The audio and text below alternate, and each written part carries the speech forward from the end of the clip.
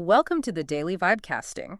Today, Netflix rewrites Hollywood history with a $500 million AI buyout, the U.S. government flirts with nationalizing AI, and the job market for both coders and robots is flashing massive warning signs. Let's dive in. Yeah, it is. It's an incredibly turbulent day on the wire, to say the least. We are looking at this massive collision between big tech consolidating its power, a geopolitical Cold War breaking out over open-weight models, and this almost visceral pushback from internet culture against automated synthetic content. Right. I want to start right at the top of the timeline with where the real money is moving today, because we are seeing the gap between digital content and the physical world close at an alarming speed. So the lead story is an absolute blockbuster. Oh yeah, the Polymarket one. Exactly. There's a viral post from the handle at Polymarket breaking the news that Netflix just disclosed paying $587 million in cash for an AI startup called Interpositive. And the detail that is setting the internet on fire, it was founded by Ben Affleck. Which is just wild. The engagement on that specific post is completely off the charts. The timeline is just flooded with jokes about Batman selling out to the algorithm, or Matt Damon negotiating the term sheet. The memes are great, but the technology here is what I really want to dig into. So Affleck supposedly founded this back in 2022. Right, and they build custom AI models, right? Yeah, models that train specifically on a production's own footage. So instead of like a generic video generator, this handles heavy post-production tasks. We are talking about relighting entire scenes, fixing continuity errors, complex VFX enhancements. The pitch is that it keeps the filmmaker at the center of the process. See, I am highly skeptical of that framing. You have to look at the second-order effect of a $587 million price tag. Right, that is not a small number. Exactly. When Netflix pays more than $500 million for a post-production tool, you have to ask, is this actually about empowering filmmakers? Or is this just a ruthless, highly capitalized efficiency play? Well, walk me through the efficiency angle. How does a custom model actually change the workflow? Okay, think about the traditional pipeline. If you have a continuity error, say, an actor is holding a coffee cup in their left hand in one shot, and then their right hand in the reverse shot. Which happens constantly. Right. Fixing that requires a whole team of VFX artists manually painting out the cup, reconstructing the background pixel by pixel, tracking the motion. It takes days. And Interpositive just bypasses all that. Yeah, the model ingests all the raw footage from the camera. It maps the specific 3D geometry of the set and learns the exact lighting style the cinematographer used. It can automatically synthesize the missing pixels in seconds. Oh, wow. So Netflix isn't buying a creative tool here. They are buying a margin play. They're aiming to cut out thousands of mid-level VFX artists. That makes the price tag make a lot more sense. And if you think $500 million is a staggering premium, wait until you hear the other acquisition rumor floating around today. Let me guess, the Anthropic one. You got it. At the Humanoid Hub and at Lucas Mazigler are both posting about this. Anthropic is supposedly in talks to acquire physical intelligence. This is a robotics startup building generalist AI, specifically their Pi Zero series, for things like folding laundry and complex object manipulation. And they've already raised over $1 billion. Right, but the valuation being thrown around for this acquisition up to $11 billion. This is where the market starts to look totally detached from reality. Physical intelligence was founded by ex-DeepMind and Stanford researchers. They aren't building the metal joints, the servos, or the titanium chassis. They're strictly building the brain. Exactly, the control models. So an $11 billion valuation for a company founded in 2024 that doesn't even manufacture the physical robot. That is a massive premium. I have to admit, I am completely confused by this rumor. The reporting says OpenAI and Jeff Bezos already backed physical intelligence. How does Anthropic swoop in and buy them? It feels like corporate defense at its most expensive. Yeah, it feels like a software company suddenly waking up and deciding they need to build cars. Google DeepMind has Gemini Robotics. OpenAI has had a dedicated, quiet robotics team for over a year. Is Anthropic just panic buying because they completely missed the boat on embodied AI? It absolutely smells like that. Let's look at the underlying mechanism of how these models learn. Right now, frontier models like Claude are trained on text. They read the entire internet.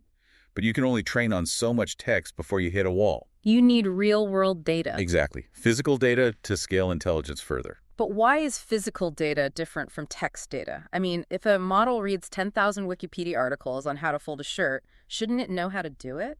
Well, knowing the theory of folding a shirt and having the spatial reasoning to actually manipulate a piece of cloth in three-dimensional space are entirely different things.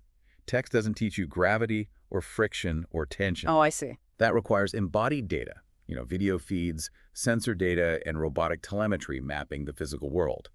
Anthropic has shown almost zero public signs of having a hardware or robotics pipeline to capture that data. So they don't build the pipeline, they just try to buy the team that OpenAI already funded. Right. If they don't secure a stream of embodied data, they lose the next era of scaling to OpenAI and Google. Okay, so spatial data is essentially the next vital resource, and they are buying at the absolute top of the market just to secure it.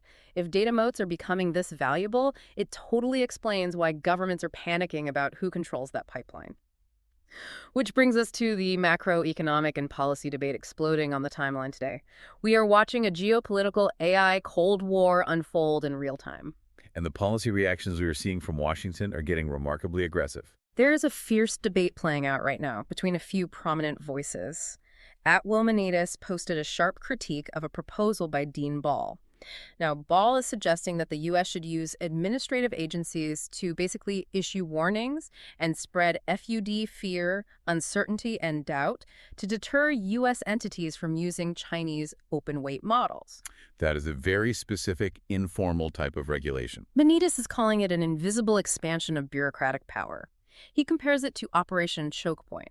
For those who don't remember, that was a controversial initiative where the government used informal regulatory pressure on banks to target disfavored industries without ever actually passing a law. Right.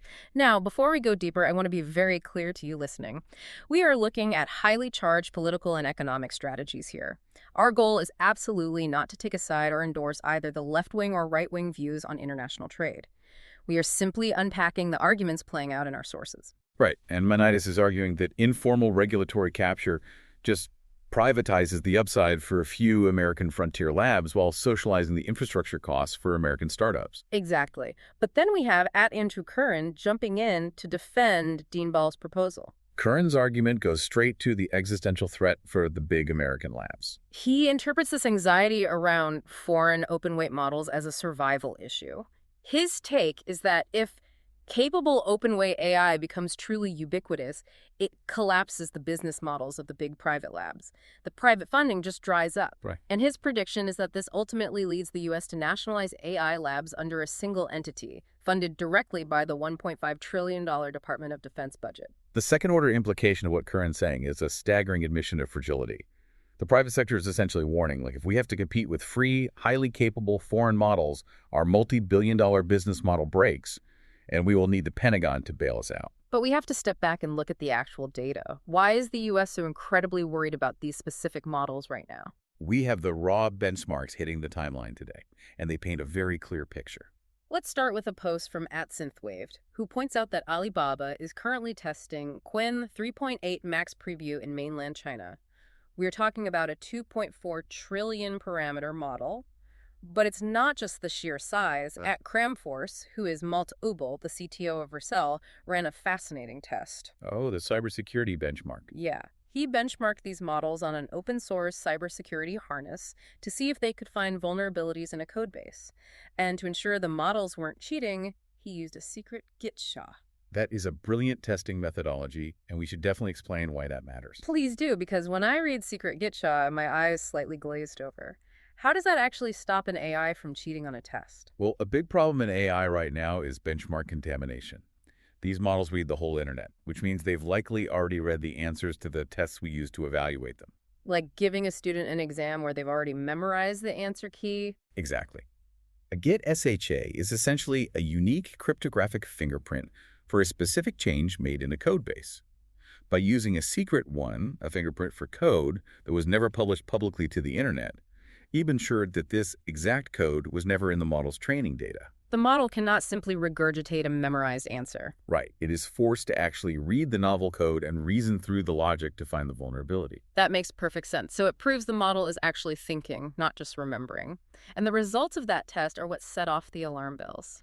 Ubel found that China's Kimi K3 model is the absolute workhorse for price and performance.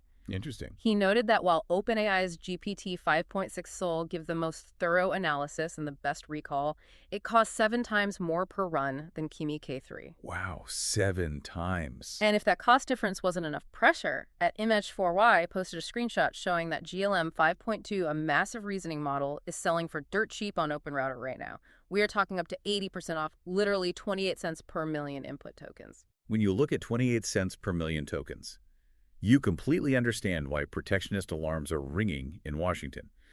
From a purely analytical standpoint, if Kimi K3 and GLM 5.2 are providing that kind of return on investment, trying to ban them via backroom regulatory pressure puts American developers in a terrible position. Because if you are building an AI agent that needs to run thousands of loops a minute, running it on OpenAI might bankrupt your startup. Exactly. Running it on GLM 5.2 allows you to actually build a profitable business.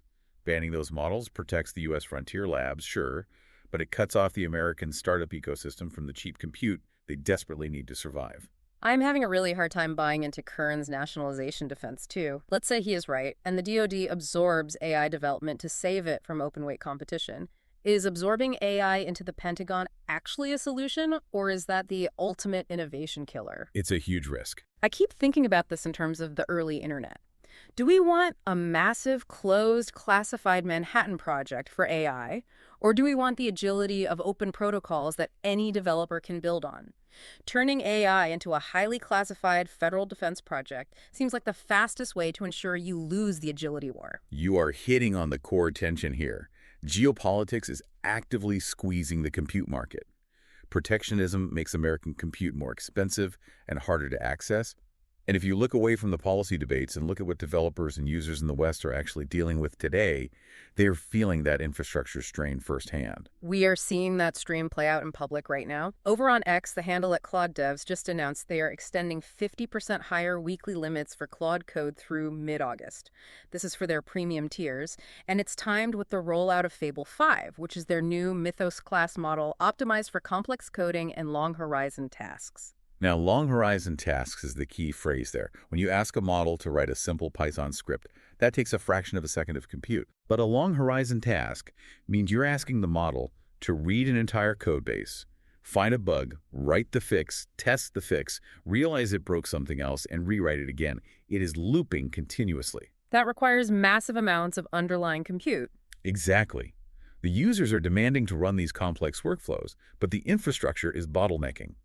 Raising Claude's limits temporarily feels less like a new feature and more like a marketing band-aid over a finite compute supply. While Anthropic is fighting to increase compute limits, OpenAI seems to be attacking the problem from a different angle, which is memory efficiency. The user at TheaTXR posted today praising ChatGPT's new memory system, which OpenAI is calling Dreaming v3. The anthropomorphic branding is always very intentional with them. Dreaming. But what is the actual technical mechanism they are deploying here? According to the breakdown, Dreaming v3 synthesizes your memories in the background. Previous versions would essentially just append a text file with facts you told it, and then inject that massive text file into your prompt every time you asked a question. Which burns a ton of compute. Right. Dreaming v3 actively curates and vectorizes what you've discussed while you aren't using the app. They're claiming it has 5 times better compute efficiency and an 82.8% factual recall rate. At the XDX specifically noted that the memory feature used to be terrible, and now it is highly effective. This is a massive shift in architecture. Think of the old method, like shoving every receipt, sticky note, and letter you receive into a giant cardboard box. When you need to find something, you have to dump the entire box on the floor and read every single piece of paper. Which is incredibly inefficient. Yeah. Dreaming v3 is more like a librarian who comes in overnight, reads all those loose papers, synthesizes the information into a highly organized index card system, and throws away the duplicates. The next day, you just check the index. It is vastly more compute efficient. And it aligns perfectly with what users are actually asking for. It totally does. Right next to that post, we have a thread from @Sotitatibo from OpenAI asking users a very simple question. How can the mobile app bring you more joy? And how did the users define joy in this context? The consensus was entirely utilitarian. They want the usage caps removed entirely, and they want native iOS integrations. They want the AI plugged directly into iMessage and their alarm clocks. They want this persistent synthesized memory to track across their entire digital life without them ever having to manage it. This is the harsh reality of the infrastructure gap. Users want an omniscient, frictionless intelligence that integrates into every app they touch, with absolutely no compute limits. But as we just saw with the Claude code limits, the physical hardware cannot support that kind of ubiquitous global usage yet. Right, the companies are promising users magic while frantically trying to swap out the servers behind the curtain to keep the whole thing from crashing. Exactly. But I wonder if we are over-indexing on the hardware constraints here. If you look at Thibault's thread, it proves that users fundamentally do not care about parameters or infrastructure bottlenecks or how the librarian organizes the index cards overnight. They only care about the workflow. The friction, right. It isn't about how fast the AI can read a document. It's the fact that it remembers you absolutely hate Monday morning meetings, and it blocks your calendar without you having to tell it every single week. That frictionless experience is what they want. True, when the technology becomes invisible, that is when it becomes indispensable. Exactly. But here's where it gets incredibly fascinating. We have spent this entire deep dive talking about models getting smarter, companies building better background memory, and the industry paying billions for physical world data. But what happens when humans start using this endless, frictionless compute to fake their own personalities online? The internet culture is currently mounting an aggressive pushback against what they are calling Claude slop. Claude slop. It is rapidly becoming the defining cultural metric of this year. The Handle at Lulem survey posted a wild clarification today that perfectly captures this. Remember a few days ago when Airbnb CEO Brian Chesky went on that very out-of-character rant about crypto tokenization? Oh yeah, turns out he was hacked, right? Yes.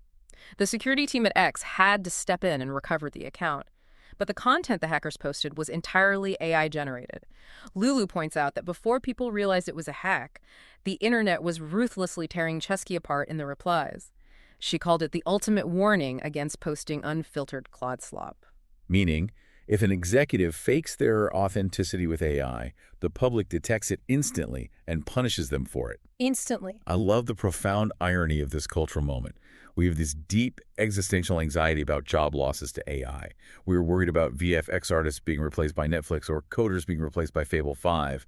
But the absolute second a billionaire CEO uses an AI to write a tweet, the internet instantly detects the lack of human craftsmanship and revolts. Yes. It proves that we want AI to do our dishes, like those physical intelligence robots, but we absolutely do not want it doing our communicating. There was a highly philosophical post by @Gabriel1, a former OpenAI and Midjourney researcher, that ties the mechanics of this together beautifully.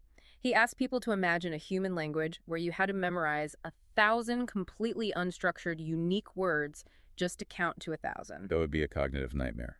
Humans use structured patterns. We memorize 1 through 10, and then we apply rules to build the rest. Right. Someone in the replies actually pointed out that Hindi numerals do require memorizing unique words up to 100, which is wild. But Gabriel's underlying point was about how AI models process information differently than we do. Our human brains rely on structured patterns to understand the world. We build concepts compositionally. AI models, however, rely on tokens. How does the difference between human compositional thought and AI tokens explain why people hated the hacked CEO's tweets? Because Claude slop is the ultimate unstructured token in human communication, it is cognitively jarring to read. When an executive posts a perfectly sterile, AI-generated corporate thread, it lacks the messy, structured pattern of actual human thought. It's like listening to someone play a piano that is just slightly out of tune. Oh, I see. You don't need to be a Juilliard-trained musician to know it sounds awful. You don't need to know the physics of sound waves. You just feel the friction. The internet felt the out-of-tune piano on Chesky's timeline, and they viscerally rejected it. That is a brilliant analogy. The synthetic text lacks the friction of human craftsmanship. It is too smoothed over, too perfect, which ironically makes it entirely unbelievable to the human ear. And that brings us to the ultimate contradiction from today's deep dive, and a provocative thought I want you to mull over as you go about your day. We are actively building $11 billion robots to fold our laundry, while simultaneously begging for messy human authenticity in our social media feeds. We want the machines to take over the physical labor so we have the time to connect with each other. But we are increasingly using the machines to fake those very connections. The irony really is thick enough to cut with a knife. It really is. So here is my prediction for tomorrow based on everything we've unpacked today. Watch for a massive explosion of proof of human verification startups. As the backlash against CEO Claude grows, we are going to see a highly lucrative premium market emerge purely for verified, human-crafted corporate communications. Authenticity is no longer just a vibe, it is about to become a verifiable luxury good. I could definitely see that happening. Thank you for tuning into today's Daily Vibecasting. We'll catch you on the timeline tomorrow.